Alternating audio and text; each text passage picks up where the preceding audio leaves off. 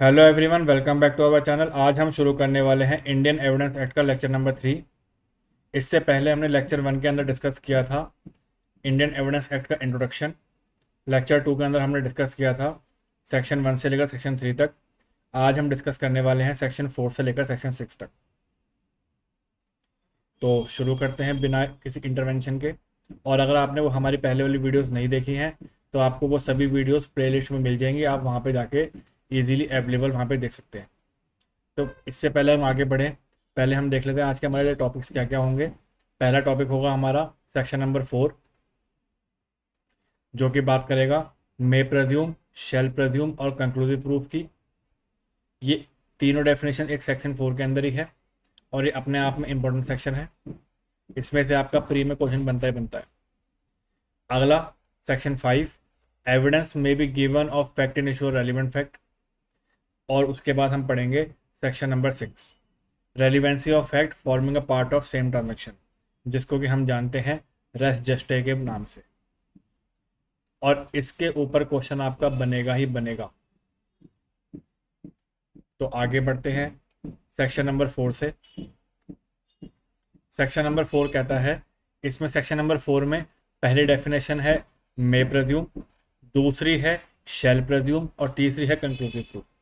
तो हम इसको 1 मान लेते हैं।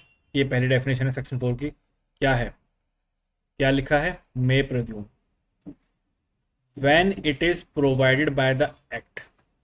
क्या लिखा है word? Provided. when it is provided by the act the court may presume the fact। यहां पर कोर्ट या तो उस फैक्ट को प्रेज्यूम कर सकती है या नहीं कर सकती। तो इसको हम ऐसे लिख सकते हैं,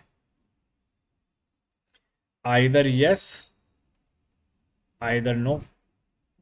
या तो कोर्ट उसके फैक्ट को हाँ मानेगी या फिर ना मानेगी। मतलब एक तरीके से हम ये कह सकते हैं प्रोवाइडेड का मतलब हो गया डिस्क्रिशन ऑफ द कोर्ट। यहां पर कोर्ट की पावर चलेगी।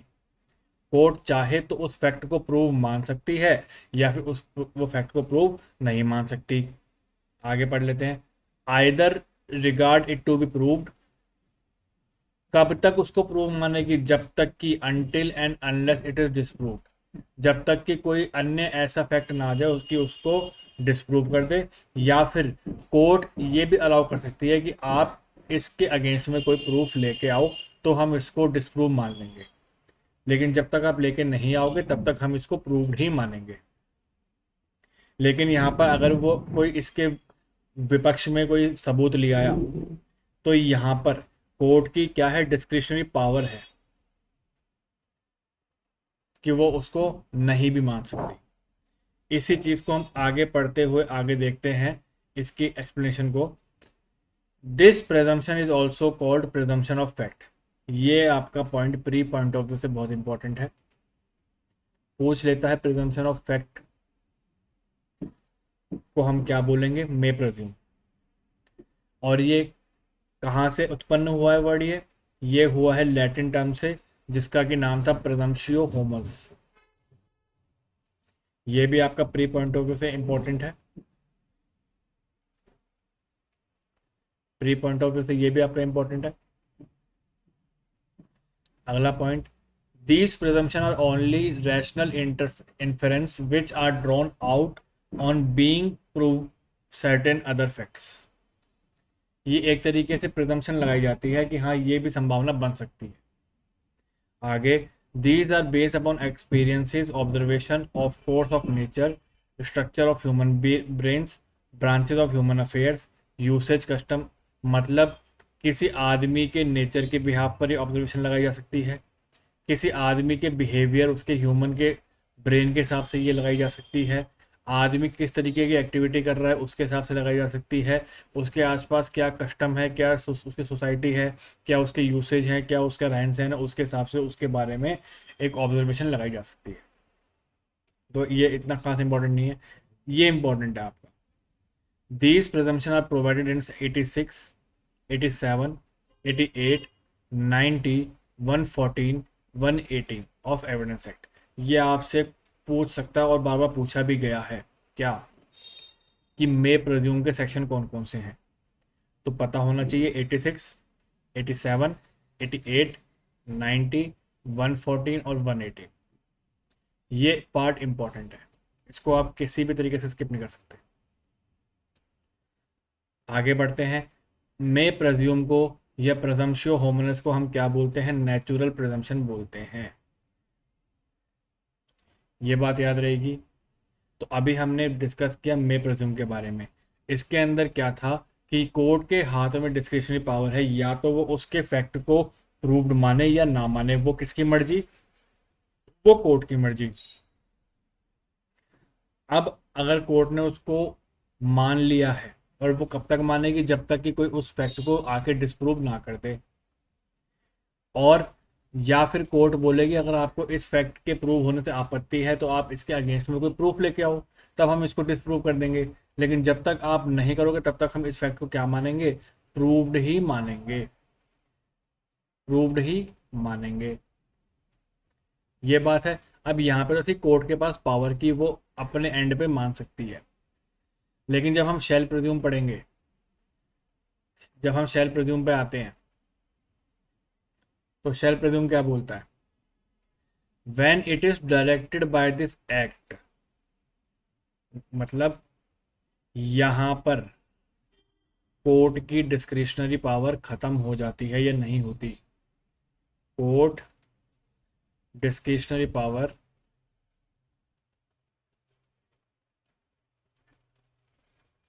होगी क्या? यहां पर कोर्ट की डिस्क्रिशनरी पावर नहीं होती। When it is directed by this act that the court shall presume the fact, court को मानना ही पड़ेगा कि वो फैक्ट प्रूव्ड है। कोर्ट को मानना ही पड़ेगा वो फैक्ट प्रूव्ड है, जब तक कि उसको हम डिस्प्रूव ना कर दें। अब आप बोलोगे कि सर इसमें उसमें क्या फ़र्क है? इसमें उसमें पहला फ़र्क तो ये है कि भैया मे प्रिज्यूम की अगर हम बात करें तो यहाँ पर हम बात करते हैं डिस्क्रिशन ऑफ कोर्ट की। यहाँ पर कोर्ट या तो उसको मान भी सकती है या उसको नहीं भी मान सकती है। लेकिन अगर हम बात करें शेल प्रिज्यूम की, तो यहाँ पे तो साफ साफ कह दिया गया कि भैया यहाँ पे तो कोर्ट की डिस्क्रिशनरी पावर कोई है ही नहीं। कोर्ट को अकॉर्डिंग टू एक्ट चलना पड़ेगा। जो एक्ट में लिखा हुआ है वो पत्थर की लकीर है और कोर्ट को वैसे ही चलना पड़ेगा। यहाँ तक की बात समझ में आती है। अब इसमें क्या करेगी कोर्ट? उस फैक्ट को प्रूव्ड ही मानेगी, बस जब तक कि उसको डिस्प्रूव ना किया जाए। यहाँ पे सिर्फ एक ही ऑप्शन है कि अगर इसको डिस्प्रूव ना किया जाए। लेकिन अगर हम ऊपर वाले की में बात करेंगे तो एक ऑप्शन तो ये खुला हुआ है ही कि इसको डिस्प्रूव कर दिया जाए, या फिर ये है कि भैया कोर्ट इसके विपक्ष में कोई एविडेंस मंगवा सकती है। लेकिन यहाँ पर शेल प्रिज्यूम में ऐसा कोई अपने पास ऑप्शन नहीं है। ये बस समझ में आती है। अब हम इसके बारे में थोड़ा सा आगे पढ़ लेते हैं। This presumption is also called as rebuttable presumption of law. Pre point of view से बहुत इंपॉर्टेंट क्वेश्चन। क्या बोलते हैं इसको? Rebuttable presumption of law. आगे बढ़ते हैं। Court is bound to draw, देखो मैंने बताया था ना कि कोर्ट को एक्ट की बात माननी ही पड़ेगी, तो वही बात लिखी है। Court is bound to draw it unless it is disprove by evidence to contrary. जब तक उसके अगेंस्ट में कोई हम एविडेंस ना लिए तब तक क्या मानेगी कोर्ट की भैया ऐसा हुआ होगा और ऐसा हुआ था। ठीक है। The effect of such presumption is that the party in favour to whom influence of the fact to be prove is drawn is discharge from the burden of proof goes oppose the party. क्या बोला कि भैया जिसके ऊपर वो भार था वो भार मुक्त हो जाएगा। कैसे हो जाएगा? जब उसके अगेंस्ट में हम कुछ ले आएंगे। इतनी सी बात है। अब जैसे कि मे प्रज्यूम के अंदर सेक्शन थे वैसे ही कुछ सेक्शन शेल प्रज्यूम में भी हैं। तो कौन कौन से हैं? 79 से 85 तक और 105। ये आपका प्री पॉइंट ऑफ व्यू से एक और इंपॉर्टेंट क्वेश्चन बन जाता है। और this presumption is a part of artificial presumption. ये भी आपका इंपॉर्टेंट क्वेश्चन है for the point of view of pre. यहां तक बात समझ में आती है। अपने को मे प्रेज्यूम और शेल प्रेज्यूम की डेफिनेशन आई थिंक अब समझ में आ गई होगी। अब इसमें आपको कोई दिक्कत नहीं होगी। अब हम सेक्शन 4 की लास्ट डेफिनेशन में आते हैं, जो कि बात कहता है कंक्लूसिव प्रूफ। कंक्लूसिव प्रूफ का मतलब आप ये समझ लो सीधा सीधा कि जब एक फैक्ट के प्रूव होने से दूसरा फैक्ट अपने आप ही प्रूव हो रहा है। क्या बोला? जब एक फैक्ट के प्रूव होने से दूसरा फैक्ट अपने आप ही प्रूव हो रहा है, तो उसको डिस्प्रूव करने के लिए कोर्ट कोई भी एविडेंस को एक्सेप्ट ही नहीं करेगी। कोर्ट बोलेगी भैया जब हमारा काम ऑलरेडी इजी हो रहा है, इसके फैक्ट होने से, इस फैक्ट के प्रूव होने से हमारे बाकी के फैक्ट ऑटोमेटिकली प्रूव्ड हो रहे हैं, तो हम इसको डिस्प्रूव नहीं करेंगे किसी भी हालत में। देख लेते हैं conclusive proof. When one fact is declared by this act to be conclusive proof of another. एक फैक्ट दूसरे फैक्ट का कंक्लूसिव प्रूफ घोषित हो जाता है, तो उस केस में कोर्ट शैल लिखा है, मैंडेटरी प्रोविजन है, ये बात ध्यान रखना। कोर्ट शैल मैंडेटरी प्रोविजन है।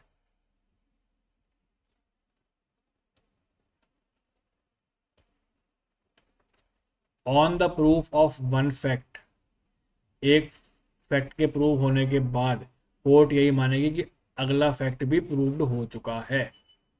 और shall not allow any evidence, और किसी भी अन्य तरीके के साक्ष्यों को वो एक्सेप्ट ही नहीं करेगी।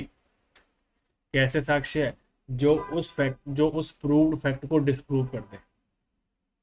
ये बात समझ में आ गई? आगे बढ़ते हैं, इसके बारे में देख लेते हैं। This presumption is also called irrebuttable presumption of law. Pre point of view से बहुत इंपॉर्टेंट क्वेश्चन बनता है आपका ये।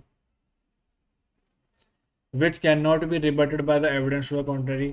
अब जैसे मे प्रेज्यूम में थे, जैसे शेल प्रेज्यूम में थे, वैसे ही कुछ सेक्शन एविडेंस के किस में है?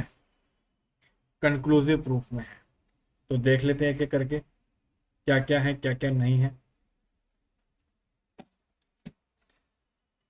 सेक्शन 41, 112, 113, 115, 116 और 117 ये किसके हैं? ये कंक्लूसिव प्रूफ के हैं, और ये भी आपका for the point of view of pre important है। This presumption is part of artificial presumption, ये भी इंपॉर्टेंट है, तो ये बात ध्यान रहेगी। मैं आपको बहुत इजी लैंग्वेज में और जो पॉइंट मोस्ट रेलेवेंट है उनको बताने की कोशिश कर रहा हूँ, ताकि आपके सारे पॉइंट भी क्लियर हो जाए और हमारा सब कुछ फ्लो में भी चलता रहे। तो अब देखते हैं आगे। अब आती है हमारी डेफिनेशन नंबर सेक्शन 5 की। सेक्शन 5 हमारा क्या कहता है? सेक्शन 5 हमारा कहता है एविडेंस में be given of fact in issue and relevant fact. ये बात समझ में आती है? सेक्शन 5 कहता है एविडेंस में be given of fact in issue and relevant fact. Definition क्या बोलती है?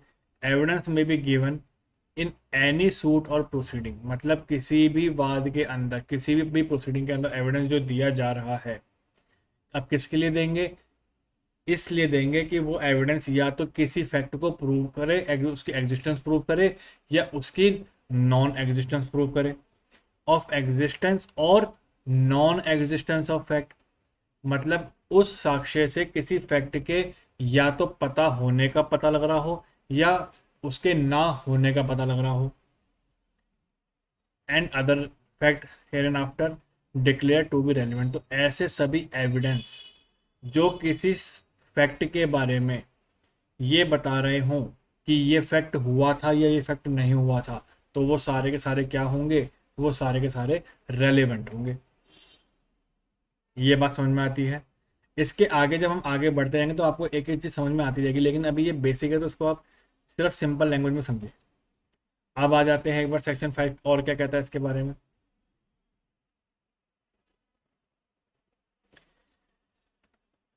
Section 5 of evidence act is foundation of law of evidence. Question पूछ सकता है which section is foundation of law of evidence? Section 5। As per this section only evidence of fact in issue and relevant fact may be given. पढ़ के आए हैं। The main purpose of this section to limit the scope of evidence, ये भी हम समझ गए हैं। अब ये डेफिनेशन है, ये इंपॉर्टेंट है। मिस्टर कनिंगहम ने क्या कहा था? The emphasize of this section is on last words and not on others. Relevancy is touchstone of admissibility. पूछ सकता है आपसे क्वेश्चन में कि relevancy of touchstone of admissibility किसने बोली थी? तो ये बोली थी कनिंगहम ने। और इसी के बारे में एक रेलिवेंट सेक्शन हमारा आता है, सेक्शन 136। क्या लिखा है 136 में? जज may ask question as to that in what manner the fact to be produce to be relevant. ये जब हम 136 जब पढ़ेंगे तो उसके बाद बताऊंगा, लेकिन अभी हमें सिर्फ इसको एज अ इन दोनों को जोड़ के ऐसे ही पढ़ना है। ये बस समझ में आती है। अब आते हैं सेक्शन नंबर 6 के ऊपर। ये सेक्शन अपने आप में मोस्ट इंपॉर्टेंट है। इसको हम बोलते हैं रेस जेस्टे। देख लेते हैं एक बारी क्या बोल रहा है ये।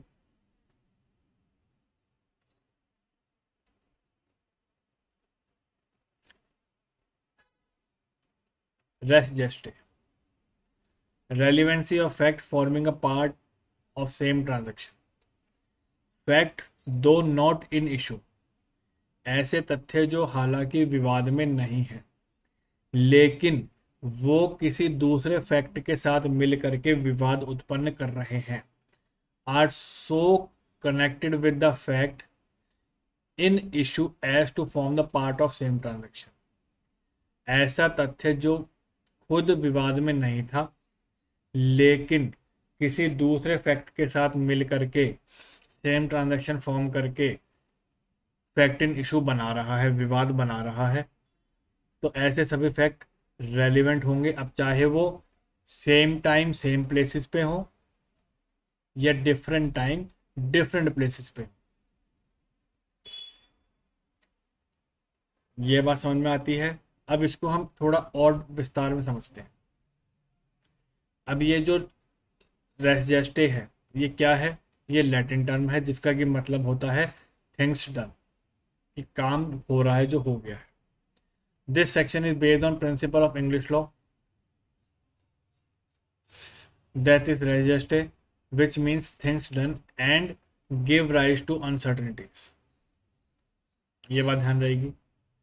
अब आ जाते हैं, इसमें एक केस आया था हमारे पास आर वर्सेस फोस्टर का। इसमें क्या हुआ था? ये मिस्टर एक्स खड़ा है,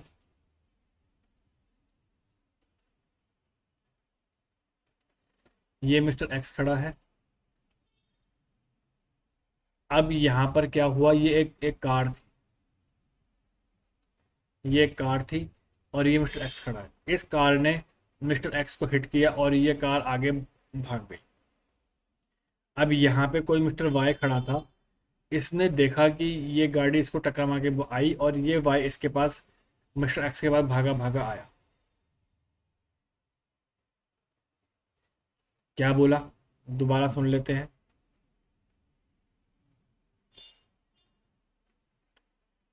मिस्टर एक्स है, ये कार है,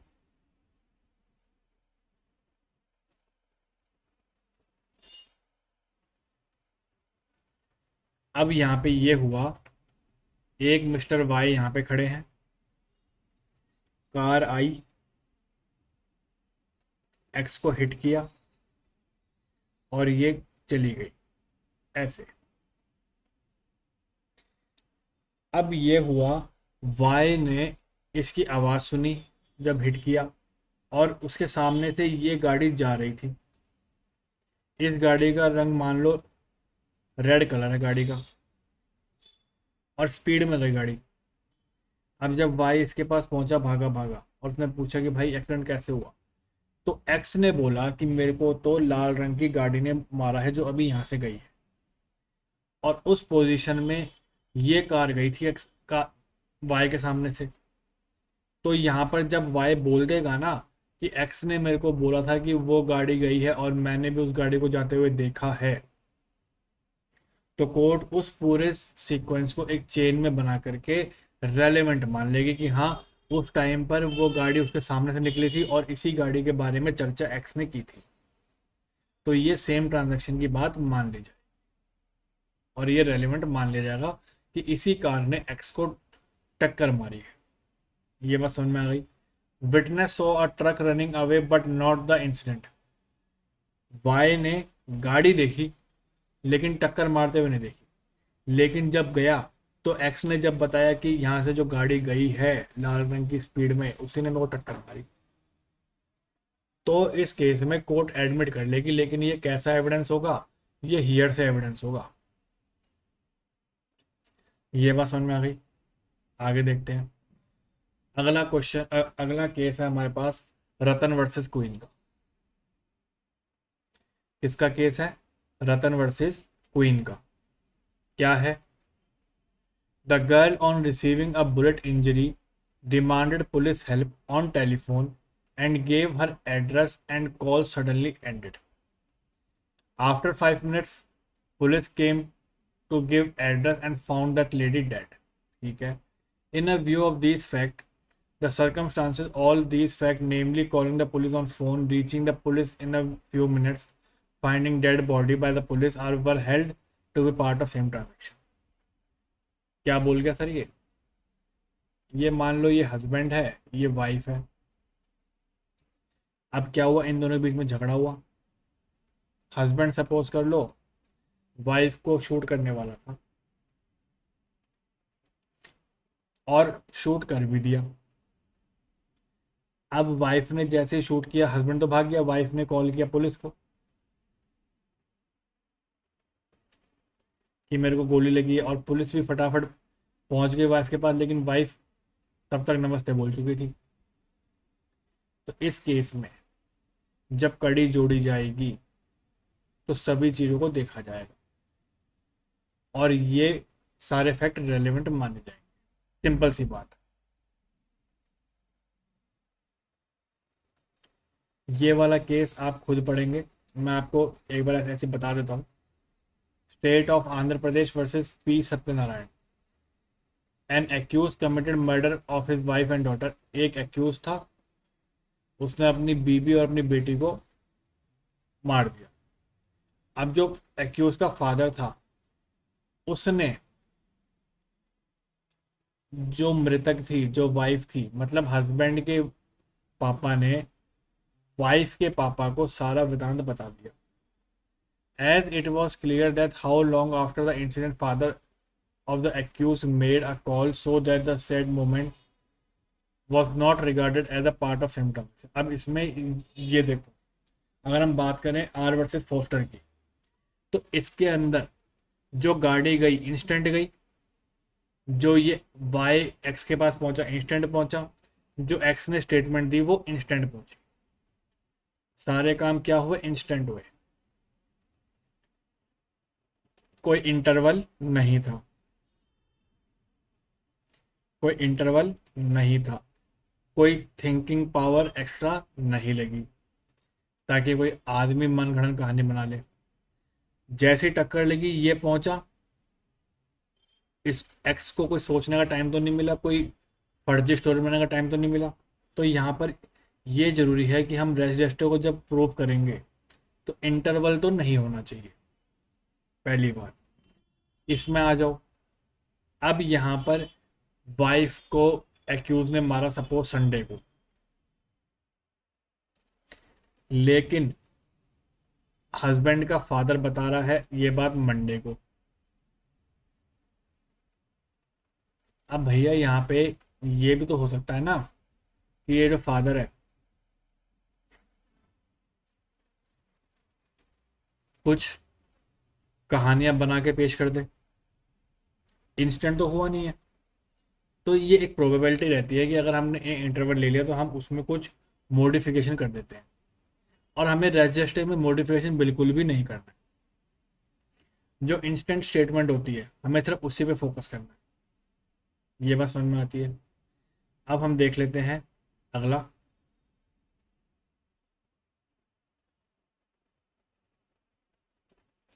अगला केस है आर वर्सेस बेडिंगफील्ड। इसमें यह हुआ था कि एक हस्बैंड और एक वाइफ, एक हस्बैंड एक वाइफ, हस्बैंड का नाम इसमें बेडिंगफील्ड है, इन दोनों के बीच में झगड़ा होता है।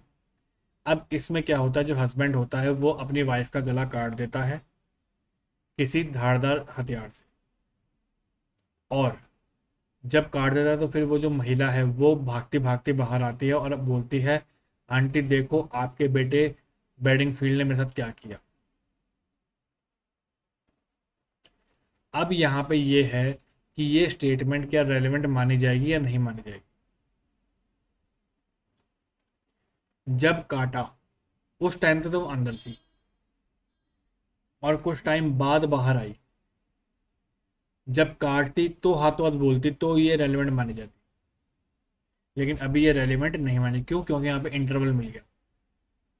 तो ये चीज़ भी हमें देखने वाली है, और ये जितने भी मैं क्वेश्चन आपको बता रहा हूँ ये प्री में आपको एज इट इज़ पूछे जाएंगे, तो आप इसका ध्यान रखें। आगे,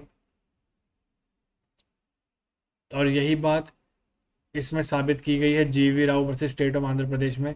if there is the interval which is sufficient enough for fabrication then the statement is not a part of registry. ये जो मैं अभी आपको बात बता रहा हूँ ये इस वाले केस में प्रूव कर दी गई थी। सो आई थिंक आपको ये सेशन अच्छा लगा होगा। आज हमने सेक्शन 6 तक कवर अप कर लिया है, कल हम आगे प्रोसीड करेंगे।